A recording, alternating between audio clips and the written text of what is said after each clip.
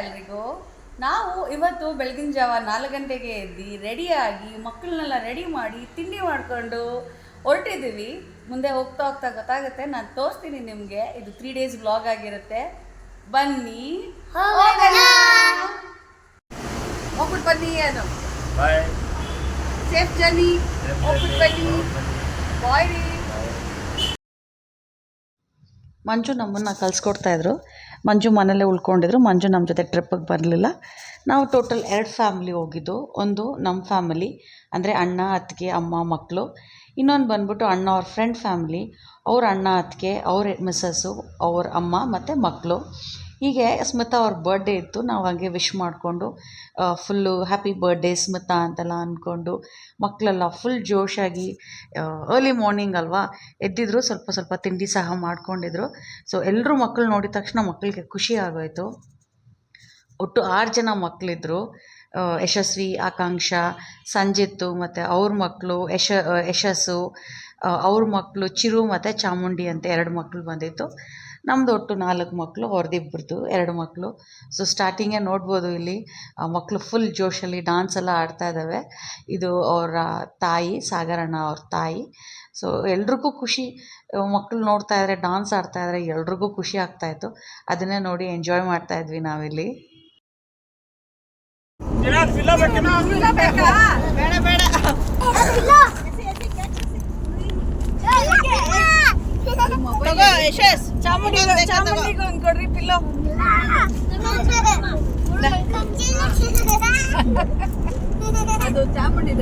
ನಮ್ಮ first destination ಎಲ್ಲಿ ಬಂದಿದ್ದೀರಿ ಯಶಸ್ವಿ?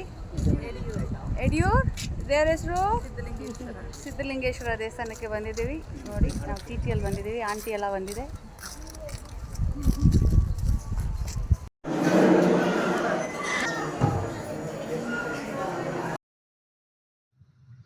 ಇದು ಸಿದ್ಧಲಿಂಗೇಶ್ವರ ದೇವಸ್ಥಾನದಲ್ಲಿರುವಂಥ ಚಿನ್ನದ ರಥ. ಮೆರವಣಿಗೆಗೆಲ್ಲ ಯೂಸ್ ಮಾಡ್ತಾರೆ. ಇದು ಕಂಪ್ಲೀಟ್ ಚಿನ್ನ ಅಂತೆ, ಫುಲ್ ಗೋಲ್ಡಲ್ಲಿ ಮಾಡಿರೋದು. ಫುಲ್ ಸೇಫ್ಟಿ ಎಲ್ಲ ಇಟ್ಟಿದ್ರು. ನೋಡಿ ಈ ಥರ ಬರುತ್ತೆ. ಮುಂದೆ ಒಂದು ಗೇಟು, ಹಿಂದೆ ಒಂದು ಗೇಟು, ಫುಲ್ ಸೇಫ್ಟಿ ಲಾಕರ್ಸ್ ಎಲ್ಲ ಹಾಕಿ ಇಟ್ಟಿದ್ರು. ಸೊ ಇದರಲ್ಲಿ ಮೆರವಣಿಗೆ ಮಾಡ್ತಾರಂತೆ. ಸೊ ಈ ಥರ ಇತ್ತು. ಅಂದರೆ ಇನ್ನೂ ರಿನೋವೇಷನ್ನು ಮತ್ತು ಹೊಸದೆಲ್ಲ ಮಾಡ್ತಾಯಿದ್ದಾರೆ. ಪೇಂಟಿಂಗ್ಸ್ ಎಲ್ಲ ಹೊಸ ಥರ ಇತ್ತು. ಅಂದರೆ ರೀಸೆಂಟಾಗಿ ಮಾಡಿರೋ ಥರ ಇತ್ತು. ತುಂಬ ಚೆನ್ನಾಗಿತ್ತು ನೋಡೋಕ್ಕೆ.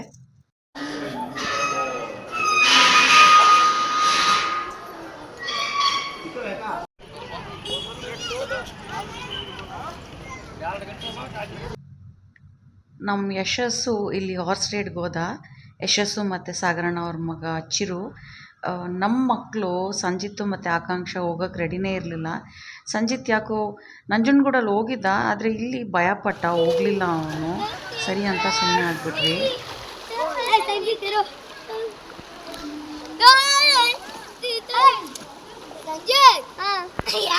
ನಿಮ್ಮಿಬ್ಬರಿಗೆ ಮಾತ್ರ ಹಾಕೊಳ್ರಿ. ನಾವು ನೆಕ್ಸ್ಟ್ ಬಂದಿದೆ ಕುಕ್ಕೆಗೆ. ಕುಕ್ಕೆಯಲ್ಲಿ ತುಂತುರು ಮಳೆ ಬೀಳ್ತಾಯಿತ್ತು, ಚೆನ್ನಾಗಿತ್ತು. ಮತ್ತು ಇಲ್ಲಿ ನೀರು ಸಹ ಹರಿತಾಯಿತ್ತು. ಮಕ್ಕಳು ಫುಲ್ ಜೋಶಲ್ಲಿ ಆಡ್ತೀನಿ ಅಂತಂದರು. ಸರಿ, ಹೆಂಗಿದ್ರು ದೇವಸ್ಥಾನ ತೆಗಿಯೋಕ್ಕೆ ಸ್ವಲ್ಪ ಲೇಟ್ ಆಗುತ್ತೆ ಅಂದರೆ 4:30. ನಾವು 4 o'clock ಹೋಗಿರಿ, 4:30ಗೆ ದೇವಸ್ಥಾನ ಓಪನ್ ಮಾಡೋದು ಅಂತಂದರು. ಸರಿ, ಅಷ್ಟರಲ್ಲಿ ಮಕ್ಕಳನ್ನ ಆಡಿಸ್ಬಿಡೋಣ ಅಂತ 3 ಮಕ್ಕಳನ್ನ ಆಡಿಸಿದ್ವಿ. ಸೊ ಇಲ್ಲಿ ನೋಡಿ ಆಡ್ತಾ ಇರ್ಬೋದು, ಖುಷಿಯಾಗಿ ಆಡ್ತಾ ಇದ್ದಾರೆ. ಅವ್ರು ಆಡ್ಸೋಕ್ಕೆ ಹೋಗಿ ಆಲ್ಮೋಸ್ಟ್ ನಾನೇ ಫುಲ್ ಒದ್ದೆ ಆಗಿಬಿಟ್ಟೆ. ಈ ಸಂಜಿತ್ನ ಹಿಡ್ಕೊಳಕ್ಕೆ ಅಂತ ಹೋಗ್ಬಿಟ್ಟು ಅವ್ನ ಸೇಫ್ಟಿಗೋಸ್ಕರ ನಾನು ಒಳಗಡೆ ಹೋದರೆ ಅಲ್ಲಿ ನಾನೇ ಫುಲ್ ನೆಂದೋಗಿದ್ದೆ. ಸೊ ನಾನು ಯಾವುದು ಡ್ರೆಸ್ ಏನು ಎತ್ಕೊಂಡು ಹೋಗಿರಲಿಲ್ಲ, ಎಲ್ಲ TTಯಲ್ಲೇ ಇತ್ತು. ಆಮೇಲೆ ಏನಂದರೆ ಅಲ್ಲಿ ದೇವಸ್ಥಾನದಿಂದ ಹೊರಗಡೆ ಬರೋಷ್ಟರಲ್ಲಿ ಕಂಪ್ಲೀಟಾಗಿ ನಾನು ಡ್ರೈ ಆಗಿಬಿಟ್ಟಿದ್ದೆ ನಾನು. ಸೊ ಈ ಮಂಗಳೂರೇ ಅಷ್ಟೇ, ಎಷ್ಟೇ ಮಳೆ ಬರಲಿ ಹಬೆ ಇರುತ್ತೆ ಅಲ್ಲ, ಒಂಥರ ಸೆಕೆ ಅನಿಸ್ತಾನೆ ಇರುತ್ತೆ ನಮಗೆ. ಚಳಿ ಅಂತ ಆಗೋದೇ ಇಲ್ಲ. ಆ ವಾತಾವರಣ ಅದೇ ಥರನೇ ಇರುತ್ತೆ. ಇಲ್ಲಿ ಆಡಿಕೊಂಡು ಬನ್ನಿ ಅಂದ್ರೂ ಈ ಮಕ್ಳಿಗೆ ಬರೋಕ್ಕೆ ರೆಡಿ ಇರಲಿಲ್ಲ. ಏನೋ ಗೊತ್ತಿಲ್ಲ, ಮಕ್ಳಿಗೆ ನೀರು ಅಂದ್ರೇ ಅಷ್ಟು ಇಷ್ಟ. ಸೊ ಆಡ್ಕೊಂಡೇ ಇದ್ದಾರೆ. ನೀನು ಬಂದಿಲ್ಲ ಅಂದರೆ ನಾನು ಹೋಗ್ತೀನಿ ಅಂದ್ಬಿಟ್ಟು ಸಂಜಿತ್ಗೆ ಹೇಳ್ಬಿಟ್ಟು ನಾನು ಹೋಗ್ತಾಯಿದ್ದೀನಿ.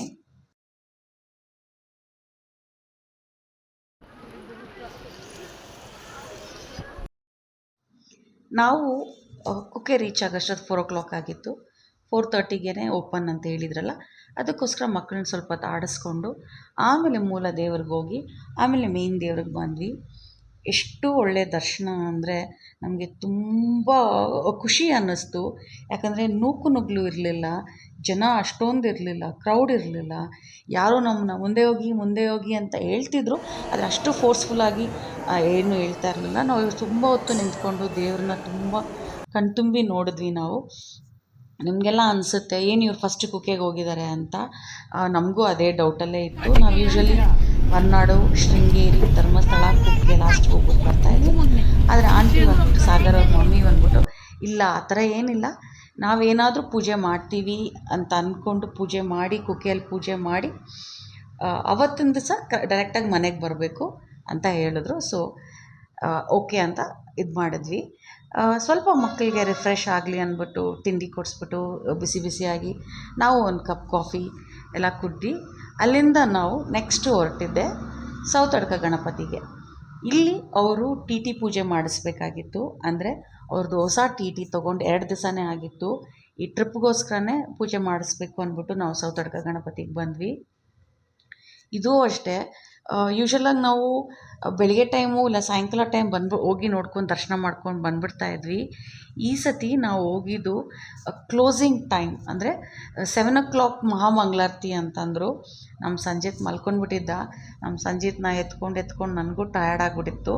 ಸರಿ, ಅವರೆಲ್ಲ ಟಿ ಟಿ ಹತ್ರ ನಿಂತ್ಕೊಂಡು ಪೂಜೆ ಮಾಡಿಸ್ತಾಯಿದ್ರು. ನಾವು ಬಂದು ಇಲ್ಲಿ ದರ್ಶನ ಮಾಡಿಕೊಂಡು ದೇವ್ರು ನೋಡ್ಕೊಂಡು ಹಾಗೆ ಕೂತಿದ್ದೆ.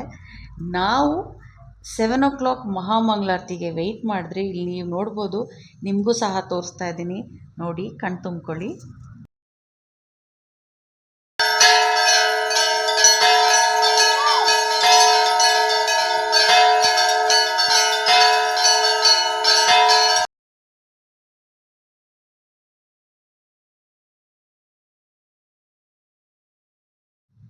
ಅಲ್ಲಿ ಪೂಜೆ ಮುಗಿಸ್ಕೊಂಡು ನಾವು ಸೀದಾ ಬಂದಿದ್ದೆ ಧರ್ಮಸ್ಥಳಕ್ಕೆ. ಧರ್ಮಸ್ಥಳನೂ ಅಷ್ಟೇ ಆಲ್ಮೋಸ್ಟ್ ಕ್ಲೋಸಿಂಗ್ ಟೈಮಲ್ಲೇ ಬಂದಿದ್ದು. ನಮಗೇನು ಖುಷಿ ಅಂದರೆ ಕ್ಲೋಸಿಂಗ್ ಟೈಮಲ್ಲಿ ಹೋದರೆ ಎಂಟ್ರೆನ್ಸಿಂದನೇ ಬಿಟ್ಬಿಡ್ತಾರೆ, ಮೇಯ್ನ್ ಡೋರಿಂದನೇ ಬಿಟ್ಬಿಡ್ತಾರೆ. ಸೊ ನಾವು ದರ್ಶನ ಮುಗಿಸ್ಕೊಂಡು ಬರ್ಬೋದು ಅಂತ. ಇಲ್ಲೂ ಅಷ್ಟೇ ಅಷ್ಟೇನು ರಶ್ ಇರಲಿಲ್ಲ. ಇದು ಫ್ರೈಡೇ ಅರೌಂಡ್ 8-8:30 ಆಗಿತ್ತು. ಸೊ 9 o'clock 9:30 ಅನಿಸುತ್ತೆ ಕ್ಲೋಸಿಂಗ್ ಟೈಮು. ಸೊ ಬಿಟ್ಬಿಡ್ತಾರೆ ನಾವು ಖುಷಿಗೆ ಹೋದ್ವಿ. ಆದರೆ ಅವರಂದರು ಗೇಟ್ ನಂಬರ್ 2 ಇಂದ ಹೋಗಿ ಅಂತ. ಸೊ ನಾವು ಗೇಟ್ ನಂಬರ್ 2 ಇಂದ ಹೋಗೋಣ ಅಂತ ಹೋಗೋಷ್ಟರಲ್ಲಿ ಇಲ್ಲಿ ನಮಗೆ ಗಣೇಶ ಕಾಣಿಸ್ತು. ಅಂದರೆ ಆನೆ ತಂದು ನಿಲ್ಲಿಸಿದ್ರು. ದೊಡ್ಡ ಆನೆ ಮತ್ತು ಚಿಕ್ಕ ಆನೆ ಎರಡೂ ಇತ್ತು. ಸೊ ನಾವು ಇಲ್ಲಿ ಗೇಟ್ ನಂಬರ್ 2 ಇಂದ ಒಳಗಡೆ ಹೋದ್ವಿ. ಇಲ್ಲಿ ಹೋದಾಗ ನಮ್ಗೆ ಕಾಣಿಸ್ತು ಇಷ್ಟು ಬೃಹತ್ ವೇಟಿಂಗ್ ಹಾಲ್. ಸೊ ನಾವು ಯೂಶ್ವಲಾಗಿ ಬೆಳಗಿನ ಜಾವ ಹೋದರೆ ನಮ್ಮನ್ನ ವೇಟಿಂಗ್ ಹಾಲಲ್ಲಿ ಹಾಕ್ತಾರೆ. ತುಂಬ ಚೆನ್ನಾಗಿ ಮಾಡಿದ್ದಾರೆ, ತುಂಬ ಲಕ್ಸುರಿ ಅನ್ನಿಸ್ತು. ಸೊ ನಾವು ರಾತ್ರಿ ಹೋಗಿರೋದ್ರಿಂದ ನಾವು ಪಡ ಅಂತ ಓಡೋಗಿ ನಮಗೆ ಚೆನ್ನಾಗಿ ದರ್ಶನ ಆಯಿತು. ಎಷ್ಟು ಚೆನ್ನಾಗಿ ದರ್ಶನ ಆಯಿತು ಅಂದರೆ ಹೇಳೋಕ್ಕೆ ಆಗಲ್ಲ, ಅಷ್ಟು ಚೆನ್ನಾಗಿ ದರ್ಶನ ಆಯಿತು. ಮತ್ತು ನಾವು ಊಟಕ್ಕೆ ಹೋದ್ವಿ. ಊಟ ಮುಗಿಸ್ಕೊಂಡು ಅಲ್ಲಿಂದ ನಾವು ಸೀದಾ ಹೊರಗಡೆ ಬಂದ್ವಿ.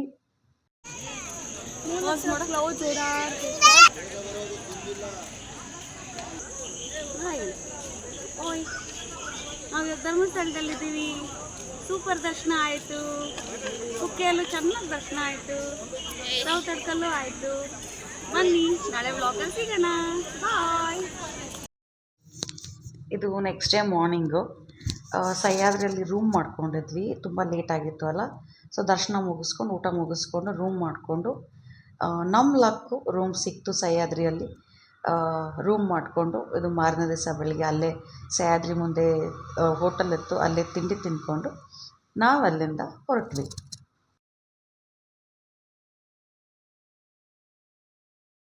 ಅಲ್ಲಿಂದ ನಾವು ನೆಕ್ಸ್ಟ್ ಬಂದಿದೆ ಉಜ್ಜಯಿನಿಯಲ್ಲಿ ಇರುವಂಥ ಸೂರ್ಯನಾರಾಯಣ ದೇವಸ್ಥಾನಕ್ಕೆ. ಈ ದೇವಸ್ಥಾನ ವಿಶೇಷ ಏನಂದರೆ ನೀವೇನೇ ಬೇಡ್ಕೊಂಡ್ರೂ ಇಲ್ಲಿ ನೆರವೇರುತ್ತೆ. ಅದು ಬೇಡ್ಕೊಂಡಿದ್ದು ನೆರವೇರಿದ ನಂತರ ನೀವು ಬಂದು ಏನು ಬೇಡ್ಕೊಂಡ್ರಿ ಅದ್ರದ್ದು ಮಣ್ಣಿನ ಮೂರ್ತಿ ಸಿಗುತ್ತೆ. ಅಂದರೆ ಮನೆ ಕಟ್ಟಬೇಕಾ, ಓದಬೇಕಾ, ಇಲ್ಲ ಆರೋಗ್ಯ ವಿಚಾರ ಇರುತ್ತಾ, ಏನೇ ಆಗಲಿ. ಇಲ್ಲಿ ನೋಡಿ, ನಮ್ಮ ಸಂಜಿತು ಮತ್ತು ಚಾಮುಂಡಿ ಇಬ್ಬರೂ ಫೋಟೋ ಇಡ್ಸ್ಕೊತಾ ಇದ್ದಾರೆ. ಏನೋ ನಮ್ಮ ಸಂಜಿತು ಫುಲ್ಲು ಚಾಮುಂಡಿಗೆ ಫುಲ್ ಅಟ್ಯಾಚ್ ಆಗಿಬಿಟ್ಟ. So coming back to the point, ಇಲ್ಲಿ ನಾನು ನಮ್ಮ ಮನೆ ಏನೂ ಅಡ್ಡಿ ಇಲ್ದಿರಂಗೆ ಕಟ್ಟಬೇಕು ಅಂತ ನಾನು ಮಂಜು ಬೇಡ್ಕೊಂಡಿದ್ವಿ. ಸೊ ಮಂಜು ಬರಲಿಲ್ಲ ಅಲ್ಲ. ಸೊ ಮಂಜುಗೆ ಹೆಸ್ರು ಹೇಳ್ಕೊಂಡು ನಾವು ಮಕ್ಕಳೆಲ್ಲ ಮುಟ್ಟಿ ಇಲ್ಲಿ ನಾನು ಮನೇನ ಕೊಡ್ತಾಯಿದ್ದೀನಿ. ಅಣ್ಣ ಸಹ ಅದನ್ನೇ ಬೇಡ್ಕೊಂಡಿದ್ದಂತೆ, ನಮ್ಮದು ಮನೆ ನೀಟಾಗಾಗಲಿ, ಏನು ಅಡ್ಡಿ ಇಲ್ದಿರಂಗೆ ಆಗಲಿ ಅಂತ ಅಂದ್ಕೊಂಡಿದ್ದಂತೆ. ಸೊ ಅವ್ನು ಬೇಡ್ಕೊಂಡಿದ್ದು ಅವ್ನು ಕೊಡ್ತಾ ಇದ್ದಾನೆ, ನಾನು ಬೇಡ್ಕೊಂಡಿದ್ದು ನಾನು ಕೊಡ್ತಾಯಿದ್ದೀನಿ ಇಲ್ಲಿ. ಇಲ್ಲೇ ನೋಡಿ ಆ ಮೂರ್ತಿಗಳು ಇಡೋವಂಥ ಸ್ಥಳ. ಈ ದಾರಿಯಲ್ಲೇ ನಮಗೆ ಕಲ್ಯಾಣಿ ಸಿಗುತ್ತೆ. ಈ ಕಲ್ಯಾಣಿ ನೋಡಿ ಎಷ್ಟು ಕಲರ್ ಗ್ರೀನಾಗಿದೆ. ಅಲ್ಲೇ ಒಂದು ನಮಗೆ ಬಸವಣ್ಣ ಹುಳ ಕಾಣಿಸ್ತು. ಮಕ್ಕಳು ಫುಲ್ ಎಕ್ಸೈಟ್ಮೆಂಟಿಂದ ಹುಳ ಹುಳ ಅಂತಾಯಿದ್ರು. ಆ್ಯಕ್ಚುಲಿ ಇದು ವಿಡಿಯೋ ಮಾಡೋಂಗಿರಲಿಲ್ಲ, ನಾನು ದೂರದಿಂದ ಮಾಡಿದೆ. ಇಲ್ಲೇ ನಾವು ಹರಕೆ ಹೊತ್ತಿರುವಂಥ ಮಣ್ಣಿನ ಮೂರ್ತಿಗಳನ್ನು ಇಡ್ತಾರೆ ಅಲ್ಲಿ ದೇವ್ರ ಹತ್ರ. ಅಲ್ಲಿ ಮುಗಿಸ್ಕೊಂಡು ನಾವು ಬರ್ತಿದ್ದೆ ಕಟೀಲು ದುರ್ಗಾ ಪರಮೇಶ್ವರಿ ದೇವಸ್ಥಾನಕ್ಕೆ. ಇಲ್ಲೂ ಅಷ್ಟೇ ತುಂಬ ರಶ್ ಏನಿರಲಿಲ್ಲ, ದೇವ್ರ ದರ್ಶನ ತುಂಬ ಚೆನ್ನಾಗಾಯಿತು. ಕಟೀಲು ಅಂದಮೇಲೆ ಅಲ್ಲಿ ಆನೆ ಇದ್ದೇ ಇರುತ್ತೆ. ಇಲ್ಲಿ ಆನೆ ನೋಡಿದ್ವಿ, ಊಟ ಎಲ್ಲ ಮುಗಿಸ್ಕೊಂಡು ಪ್ರಸಾದ ತೊಗೊಂಡು ನೋಡಿದ್ವಿ. ಇಲ್ಲಿ ಮಕ್ಕಳನ್ನೆಲ್ಲ ಇಟ್ಕೊಂಡು ಪೂಜೆ ಮಾಡ್ತಾಯಿದ್ರು. ಏನು ಅಂತ ಅರ್ಥ ಆಗಲಿಲ್ಲ, ಆಮೇಲೆ ಕೇಳಿದಾಗಲೇ ಅರ್ಥ ಆಯಿತು. ಇಲ್ಲಿ ಮಕ್ಕಳಿಗೆ ಅನ್ನಪ್ರಾಸನ ಮಾಡ್ತಾರೆ ಅಂತ. ಎಲ್ಲ ಎಳೆ ಮಕ್ಕಳನ್ನ ಕರ್ಕೊಂಬಂದಿದ್ರು. ಆಮೇಲೆ ನೀರು ಮಾತ್ರ ಹೆಂಗೆ ಹರಿತಿತ್ತು ಅಂದರೆ ಎಷ್ಟು ಸುಂದರವಾಗಿ ಮಾಡಿದರು. ಅಂದರೆ ನೀರಿನ ಮಧ್ಯೆ ಇರುವಂಥ ದೇವಸ್ಥಾನ ಇದು. ನೋಡೋಕ್ಕೆ ತುಂಬ ಚೆನ್ನಾಗಿತ್ತು. ಸೊ ನಾವು ಇಲ್ಲಿ ದರ್ಶನ ಮುಗಿಸ್ಕೊಂಡು ಒಂದಕ್ಕೆ ಎರಡೆರಡು ಸತಿ ದರ್ಶನ ಮಾಡ್ಕೊಂಡ್ವಿ. ತುಂಬ ಚೆನ್ನಾಗಿತ್ತು, ನಮಗೇನು ರಶ್ ಅಂತ ಅನಿಸ್ಲಿಲ್ಲ, ತುಂಬ ಚೆನ್ನಾಗಿತ್ತು, ಖುಷಿ ಆಯಿತು. ನಾವಂತೂ ಒಂದಕ್ಕೆ ಎರಡೆರಡು ಸತಿ ದರ್ಶನ ಮಾಡಿಕೊಂಡು ಆ ದೇವಿನ ಕಣ್ಣು ತುಂಬಿಕೊಂಡು ಬಂದ್ವಿ.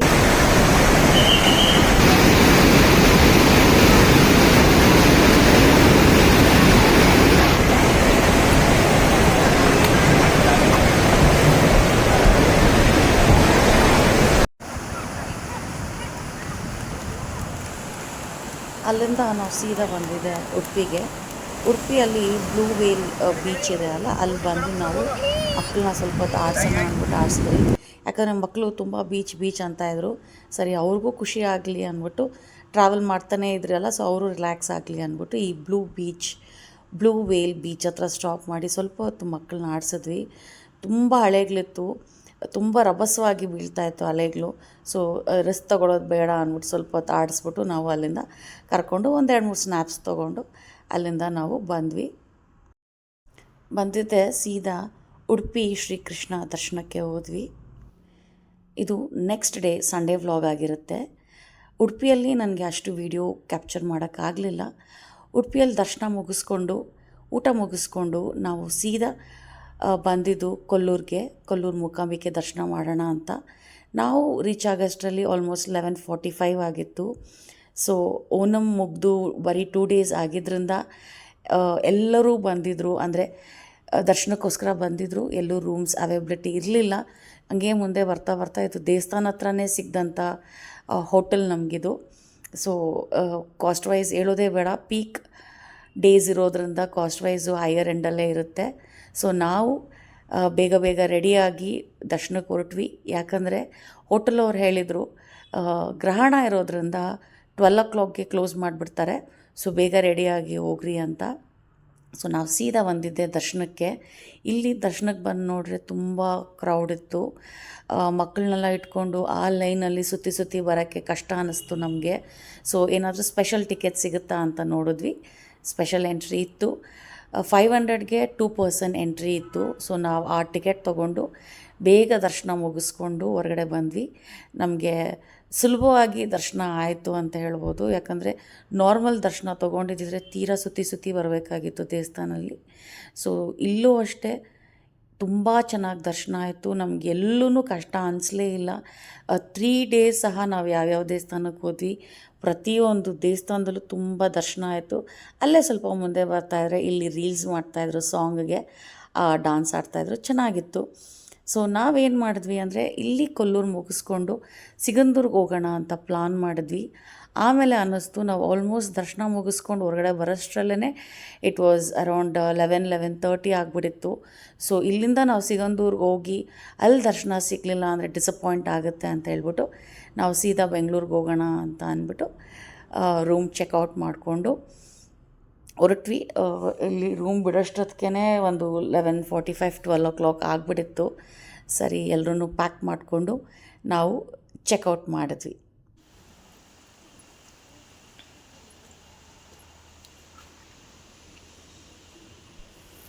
ಆನ್ ದ ವೇ ಬರ್ತಾ ನಾವು ಶಿವಮೊಗ್ಗ ರೂಟಲ್ಲಿ ಬಂದ್ವಿ. ಇದು ಹೊಸನಗರ ಹತ್ರ ಇರುವಂಥ ವಿನಾಯಕ ದೇವಸ್ಥಾನ. ಎಷ್ಟು ಚೆನ್ನಾಗಿತ್ತು ಅಂದರೆ ಇದೊಂದು ಪ್ರತಿಯೊಂದು ಗ್ಲಾಸ್ ವರ್ಕ್, ಇದು ಇಂಚು ದೇವಸ್ಥಾನ ಗ್ಲಾಸ್ ವರ್ಕಲ್ಲಿ ಮಾಡಿದ್ದಾರೆ. ಇದು ರೀಸೆಂಟ್ ದೇವಸ್ಥಾನ ಅಲ್ಲ, ಇದು ತುಂಬ ವರ್ಷ ಹಿಂದಿನ ದೇವಸ್ಥಾನ. ಎಷ್ಟು ಚೆನ್ನಾಗಿತ್ತು ಅಂದರೆ ಈ ಜ್ಯುವೆಲ್ಸ್ ಮೇಲೆ ಎನಾಮಲ್ ವರ್ಕ್ ಅಂತಾರಲ್ಲ ಆ ಥರ ಇದು ಎನಾಮಲ್ ವರ್ಕ್ ಥರ ಇತ್ತು. ಇದು ಪ್ರತಿಯೊಂದು ಗೋಡೆಗೂ ಎಷ್ಟು ಡೀಟೇಲಿಂಗ್ ಮಾಡಿದ್ದಾರೆ ಅಂದರೆ ಕಲರ್ಫುಲ್ ಗ್ಲಾಸಸ್ಸು ಮಾಡಿ ಅಂಟಿಸಿದ್ದಾರೆ. ಇಲ್ಲಿ ಗಣೇಶ ಎಷ್ಟು ಪುಟ್ಟ ಗಣೇಶ ಅಂದರೆ ನೋಡಿ, ನಾನು ನಿಮಗೆ ಝೂಮ್ ಮಾಡಿ ತೋರಿಸ್ತೀನಿ. ಅಷ್ಟೇ ಗಣೇಶ ಇರೋದು, ಆದರೆ ತುಂಬ ದೊಡ್ಡ ದೇವಸ್ಥಾನ. ಎಷ್ಟು ಪುಟ್ಟ ಗಣೇಶ ನೋಡಿ. ಇದು ಇಲ್ಲಿ ಒಂದೊಂದು ವಾಲ್ಪೇಪರ್ ಮೇಲೆ ಇಲ್ಲಿ ಹಾಕಿದಾರಲ್ಲ ಅದರಲ್ಲಿ ಹಿತನುಡಿ ಹಾಕಿದರು. ಆ ಒಂದೊಂದು ಹಿತನುಡಿ ನಾವು ನಮ್ಮ ಜೀವನದಲ್ಲಿ ಅಳವಡಿಸ್ಕೊಂಡು ಬಿಟ್ಟರೆ ಎಷ್ಟು ಸುಂದರ ಆಗುತ್ತೆ ನಮ್ಮ ಜೀವನ ಅಂದರೆ ಆ ವರ್ಡಿಂಗ್ಸು ಅಷ್ಟು ಅರ್ಥಪೂರ್ಣವಾಗಿತ್ತು. ನೋಡಿ, ಇದೆಲ್ಲ ಒಳಗಡೆ ದೇವಸ್ಥಾನದಲ್ಲೇ ಆ ಬಂಡೆ ಮತ್ತು ಇದು ಎಕ್ಸ್ಟ್ರಾ ಕಲ್ಲೆಲ್ಲ ಬಂದಿರೋದು ನೋಡಿ, ಪೀಕಾಕ್ ಡಿಸೈನು ತುಂಬ ಚೆನ್ನಾಗಿತ್ತು. ಆದರೆ ನಾವು ಇಲ್ಲಿ ಶಿವಮೊಗ್ಗ ರೂಟಲ್ಲಿ ಬಂದ್ವಿ, ಇಲ್ಲಿ ಸ್ಟಾಪ್ ಮಾಡಬೇಕು ಅಂತ ಏನೋ ಗೊತ್ತಿಲ್ಲ, ನಾವಲ್ಲಿ ನಿಲ್ಲಿಸಿ ದೇವ್ರ ದರ್ಶನಕ್ಕೆ ಹೋಗಿ ನಮಗೆ ಪ್ರಸಾದ ಕೂಡ ಸಿಕ್ತು. ಇಲ್ಲಿ ಎಷ್ಟು ಒಳ್ಳೆ ಊಟ ಗೊತ್ತಾ, ಅನ್ನ, ಪಾಯಸ, ಸಾಂಬಾರು ಎಲ್ಲ ಕೊಟ್ಟಿದ್ದರು. ನಮ್ಮ ಸಂಜಿತ್ತು ಟಿ ಅದ್ದಾಗಿಂದ ಗಣೇಶ ಬಪ್ಪ ಮೋರ್ಯ ಮೋರ್ಯ ಅಂದ್ಕೊಂಡು ಬಂದ. ಫೈನಲ್ ಆಗಿ ನಮಗೆ ಆ ಗಣೇಶ ದರ್ಶನನೂ ಕೊಟ್ಟರು. ತುಂಬ ಮನಸ್ಸಿಗೆ ಖುಷಿ ಆಯಿತು. ಟ್ರಿಪ್ ಅಂತೂ ಆ 3 days ಹೆಂಗೆ ಹೋಯ್ತು ಅಂತಲೇ ನಮಗೆ ಗೊತ್ತಿಲ್ಲ. ಅಷ್ಟು ಖುಷಿಯಿಂದ ನಾವು ಎಂಜಾಯ್ ಮಾಡ್ಕೊಂಡು ಬಂದ್ವಿ.